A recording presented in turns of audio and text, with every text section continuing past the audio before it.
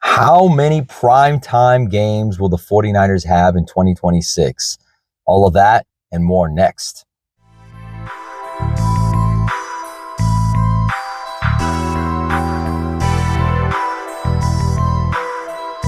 All right. Thanks so much again for joining me, Faithful. Really appreciate it. Thanks for liking, subscribing. This is Niners on the Go, and I am Guy Deal. Thank you so much once again. And let's talk red and gold. So the schedule is out. Obviously, we know we're going to be in Melbourne to kick off the season. And I think the 49ers are definitely going to have at least 4 or 5 primetime games. We'll have to wait to see what those look like. But the 49ers the last 4 years or so have typically been in at least 4 primetime games. And so I fully expect that trend to continue. And we'll see, what this schedule looks like. But 49ers won 12 games last year and still have a schedule that is a third place schedule because they finished obviously behind the Seattle Seahawks and behind the Rams in the division. And so it'll be really kind of interesting to see that this schedule ended up being much more favorable, I think, than most teams that win 12 games in a season. So really interesting to that. Revamped offense, obviously. So kind of we'll be excited to see how that looks to start the season. Some winnable home games. I believe they got the Dolphins and the Falcons and some other teams that are coming to Levi's. So that'll be interesting. And then some nice road tests. None of that 2024 difficulty of going from Buffalo to Green Bay, or I should say Green Bay to Buffalo. So that kind of stuff, if you can avoid those type of pitfalls, I think for the most part, we need to be grateful for the schedule that we have. And it seems like the 49ers are going to have a really solid and more favorable schedule than expected. So really excited to see that in the last couple of days, especially yesterday in particular. And then obviously the guys are hitting mini camps. It's nice to see, guys like Kalen Black and Romello Height apparently looked really fast and explosive from everybody who was there watching those guys live. So really excited to see these guys. It is obviously extremely early in the process right now for these rookies coming in, but it's still going to be fun. I'm actually, as you guys know, because I'm such a draft nut and scouting aficionado, as I like to say, I'm always looking to see where is the talent that no one's looking at and how are these guys going to make the team. Guys like Jalen Stroman, is he going to be able to make the team? Apparently, Will Pauling is a guy who could make the team. Maybe Wesley Grimes, those guys, they're definitely fighting for a spot as a punt returner or kick returner. And those are valuable spots. I mean, that's a valuable spot, and those special team spots are valuable on this team because even though there's several guys coming back that play there, as we know, so many close games are decided by that. So it'll be really interesting to see who can win those spots. Obviously, backup tight end, all of those positions. But for the guys drafted, again, really, really fun to break that down. It was a very interesting draft. The 49ers went a lot of different directions with bringing in a lot of great athletes. And I really think this defensive line, this defensive front has gotten a major, major overhaul. I know Mykel Williams is back in the building looking good. And from all reports, looking fresh, looking ready to go. And I think that this defensive line has a chance to be really special because on first and second down, if you're going to be able to either kick Mykel inside or even if you keep him on the outside, but you have Alfred Collins and maybe Grayson Halton will get some play there, especially on running downs.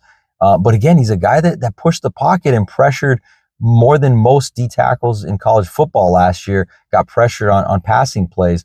So he's really interesting in those plays. And obviously Osa Odighizuwa, who I think is a guy that needs to be in there on every down because he is obviously really effective against the pass and just pushing that pocket, but he was good against the run too, especially in short yardage. So interested to see how that comes together. But really fun to see some of these guys now in camp and getting acclimated, right? Now they're in camp. Now they're in the building. They're down in Santa Clara training, and they got that helmet on. Some guys, I think Romello had the visor on, and these guys are starting to kind of, get into the culture of what it is to be a 49er. And then also, what do they bring to the table that's special and that's unique, that's going to add to the ingredients that we already have? Because the 49ers, as we know, this is a team, we're not in transition necessarily, right? We're reloading, but we have a lot of older pillars to this franchise, and they're still amazing pillars to the franchise, but they are guys that need some of this infusion of youth, infusion of young talent to come in and be dynamic and really help to play a big part in those 17 games and keep the bets as fresh as possible. And I'm talking about obviously not just CMC with Kalen Black, and obviously you have Jordan James and those guys fighting it out to get some snaps, to get some carries off of that workload and off of CMC's back so that he's fresh. You know, when we're not playing just for 17 games. We're playing to get into January, as I'm sure the top 10, top 15 teams in the league are already thinking even now, and obviously way before this. That's why you see teams, the way the teams draft, and you look at some of the teams are drafting for the potential of what a guy will be in 2 or 3 years. Some teams are drafting for, I need a guy today. I need a guy this season. I need a guy that I can plug and play that will fit our system, that will fit our culture, our physicality, and how dynamic and quick we need to be. A guy that's going to learn fast, and a guy that's going to be, as we like to say, is going to be a dog. You know, we need 49ers that can come in and play a certain role and then do it at a high level. So that's what I'm looking at when I see these guys. When I see Grayson Halton and Dejon Stribling, when I see Kalen Black, when I see Romello Height, who, you look, early on, I'm sure they're going to expect him to just do a lot of the pass rush stuff, but he's not an outside linebacker. That's not how he's listed on the depth chart. He's listed as a defensive end. So don't be shocked if, especially a lot of times, and not just in training camp, when they do those 7-on-7s with teams. I'm sure the Niners are going to try to do that. I know Kyle loves to get at least, you know, whether it's the Broncos, and some years I believe it's been the Saints, and sometimes it's the Raiders or whoever it is, in 7-on-7s. I was going to say San Diego Chargers, LA Chargers. You know, you get one of those teams to be able to do 7-on-7 scrimmages and just to do the scrimmages instead of just the preseason games that you're going to have.